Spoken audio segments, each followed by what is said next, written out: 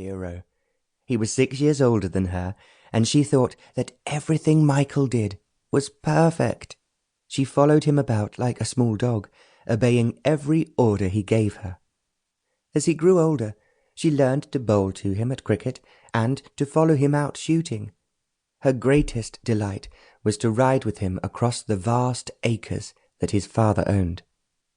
The world outside Monk Hall was acutely aware of the war which was taking place in Europe. Napoleon Bonaparte, who had proclaimed himself the Emperor of France, was striving to become the greatest conqueror of all time. More and more the men on the estate had left to join the Duke of Wellington's army in Portugal and Spain. As Michael grew older, both his mother and Linka were frightened. If the war did not end, the time would come when he too would have to go and fight the tyrant. He certainly talked of nothing else on his holidays from Eton and Oxford University.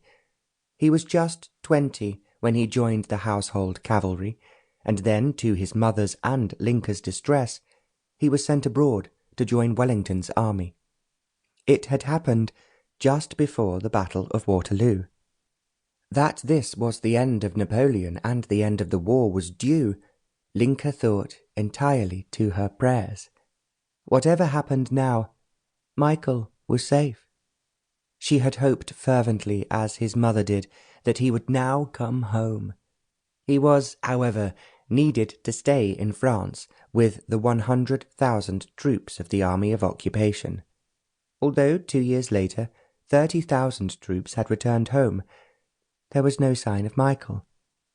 The occupation had fully ended last year in 1818, and the Countess and Linka waited eagerly for Michael's return. They were to learn towards the end of the year that he was back in England, but required at the War Office. He wrote affectionate letters to his mother that he was longing to see her, but it was impossible for him at the moment to come away. He would, however, do so the moment he could. The previous year his father had died, and Michael could not be at his funeral. It was, as he explained in a letter, impossible for him to leave France at that time. He had now risen to the rank of a commander, and the Duke of Wellington greatly depended on him. And there was the same overriding duty when he eventually returned to England. They learned as well that he was enjoying himself in London. This was not surprising, for the Prince Regent was giving exciting and extravagant parties, one for the Duke of Wellington, and another for all the officers returning from the war. London society was, of course, celebrating peace after the great victory over the French at Waterloo.